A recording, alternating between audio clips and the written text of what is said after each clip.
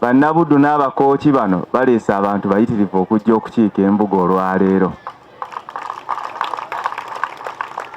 Era olw'okuba mbawaanye nti muli bangi, mwanize Katikkiro ddala ng'alabira ddala nti muli bangi.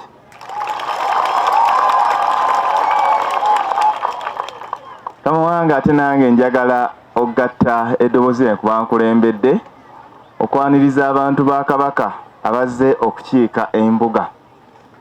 Olwaleero lubadde lunaku lwa njawulo, oba ssanyu lino Oweekitiibwa lye yayogeddeko, oba nkyukakyuka oba ki. Kama wange ennaku ezo obadde nga tutera okuyomba ano nga waliwo bannabuddu nti baabaaki. Naye olaba olwaleero essaawa ze baatuukiddeko abantu b'ekibinge bakoze ekyafaayo mu buddu mu myaka 2. Era mbasaba temuddirira ate n'ab'ekkooki nammwe bwe mutyo. Amange Katikkiro, kkiriza neebaze Obuganda obukuŋŋaanye wano. Mbayozeeyoze si kubeebaza olw'okujjumbira ennyo ensonga za Buganda. Era neebaze nnyo n'abaami okukola obulungi emirimu gya Kabaka. Lwaki Mukama wange mbeebaza? Olunaku lwajjo Ssaabasajja Kabaka bwe yabadde ayogera eri Obuganda, Mbaka we mwabaddemu ensonga nnyingi, naye ebbiri ku zo ze yayogeddeko yeebazizza ennyo abaami okukuumira abantu ba Kabaka ku mulamwa n'okuweereza obuteebalira wakati mu kusoomoozebwa. Ate ne yeebaza nnyo abantu be okubeera nti tebakkirizza kgenda na muyaga n'ebabuzaabuza ne beekuumira ku mulamwa. Nga bajjajja baagamba nti olaba nkaabira mubikire ate ankutukidde mu ngalo. Kabaka bw'akwebaza oba okyayagala ki? Awo nno njagala bannaye okubayozaayoza okuba nti Kabaka yabeebazizza. Era ekimu ku bintu Kabaka bye yabeebazizzaako nze nkirabye olwaleero. Kamange buno obujjumbizi obweyolekera wano, ndowooza Kabaka by'alaba mu biseera bye eby'eddembe. N'agamba nti ddala Obuganda bunyiikidde, era mbasaba temuseeseetuka, munywerere awo. Bwe bakwebaza nga lukoze eki? Nga luweze. Mbasaba nga bw'amaze okubeebaza mwongere okunywerera awo, mwongere okubeera nti temugenda na muyaga gwonna ogujja. Abalabe baffe netera okigamba abantu nti ebitawaanya abantu bolaba balumba Ssaabasajja Kabaka n'Obwakabaka. Buli balaba nga Kabaka abagambye mulime emmwanyi ne muzirima nnyo. Bwe tubagamba nti mujje mu luwalo ne mujja mu bungi ne muleeta n'abaana abato ne muyimba ennyimba ne muleeta ssente zino ne mukola ebirala, bo nga balumwa okwesasuza. Bakola ng'omukyalo omu Mukama wange yali waffe Ssingo, ng'omwami we tagula nnyama. Yali tagula nnyama, yayagalanga okumulangira ng'agenda n'agamba ebyana, kyana ggwe olema n'oggula ennyama mu maka.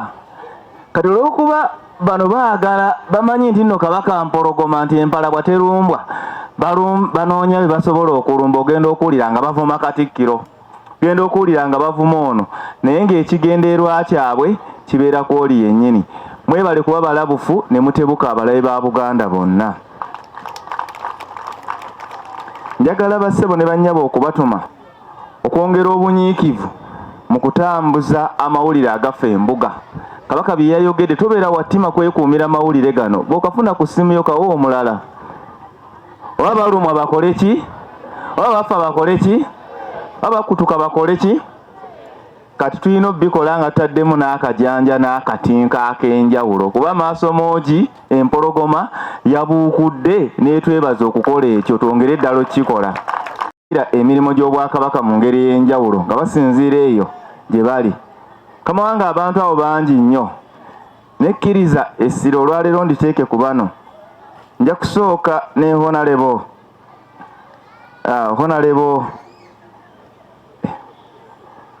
nno sikwerabi Kayemba Solo amu ne Honorable Nannyondo.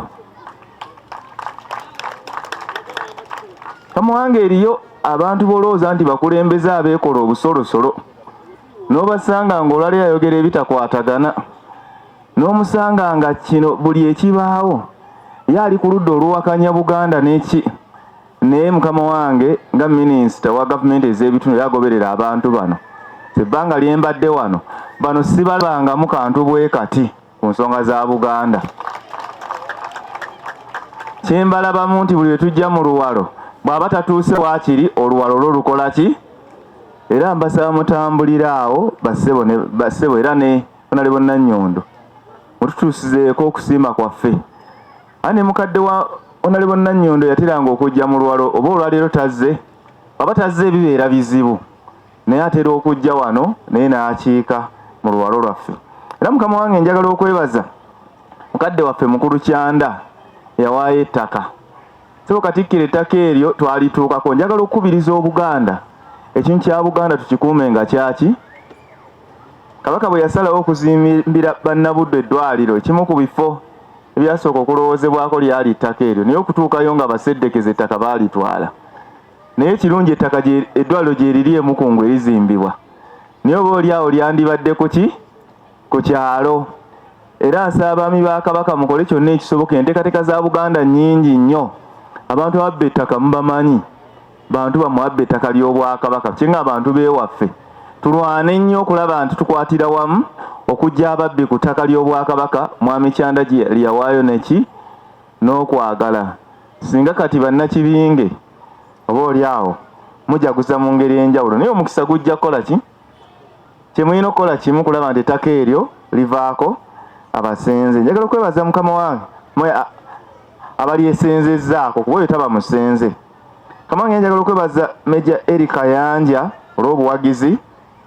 Kyala Ssebuggwawo ow'ekitiibwa yatera nnyo muŋŋamba nti empiira gy'amasaza we gituuka balina empagi Luwaga, Kayanja abeerayo. Njagala okumwebaza era muganda we tosaba okutuusizeeyo okwebaza kwaffe. Ate nsembyeyo n'okwebaza abantu babiri basatu mukama wange. Kanso Kankako oyo looya,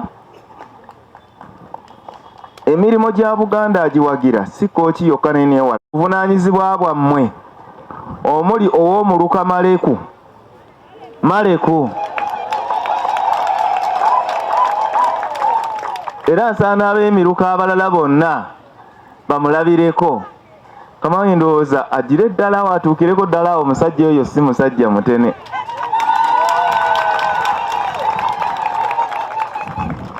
Ab'emiruka mwenna mu Buganda mbasaba mubeere ng'oyo. Waliwo ekigenda mu maaso mu luka gwange nkoze ntya. Abantu abaleese, ensimbi azireese, n'omwami amwogeddeko bulungi owaggombolola. N'abatongole naye bw'obeera ku kyalo laba nti ekyalo kyo kye kisinga mu byalo byonna bwaligula. Naye nga basenzezza omwami wa Kabaka namusobozesa n'okukola emirimu. N'abadde wano mu Luwalo ate ku Sande mugaffe embuga ng'obuyimba gye buli. Niŋŋamba nti minisita n'agamba bano baadde mu Luwalo era banna agaffe embuga temugivaako n'agaffe Mmengo. Mbadde wano nga ndaba BBS terefayina eyaffe ng'eweereza live. Waliwo weetuukidde ng'eweereza live. Mukulu we tabadde wano nti Katemba. Ng'ebigenda mu maaso eri balaba ab'ekkooki, balaba ab'ekibinga, eno muli wano eri babalengera. Kale nno minisita tamwebazaako wadde oba taliiwo. Ne minisita yonna ate nga ne ku mitimbagano gy'Obwakabaka abantu bano ebintu bitambula bulungi ddala. Nyama ow'ekitiibwa Ssebuggwawo n'abantu b'Ekkooki n'ab'e Buddu, kino kye mwawulidde jjo nze nsaba tukigyemu kimu ekyokuyiga. Katikkiro wa Buganda tasobola kulimba Buganda. Obaddi bakasa muli ekya Katikkiro aboogera ebirala era mmwe kibanugune gwe kasita owuli ekya Katikkiro tutawaana kweraliikira, tasobola kulimba Buganda. Emirimu Kabaka gye yamukwasa temulimu gya kwa kulimba Buganda, yamukwasa gwa kulamula Buganda nabbategeeza ebyo ebituufu amazima amakusike. Ayi Katonda wangaaza nnyinimu Ssaabasajja Kabaka.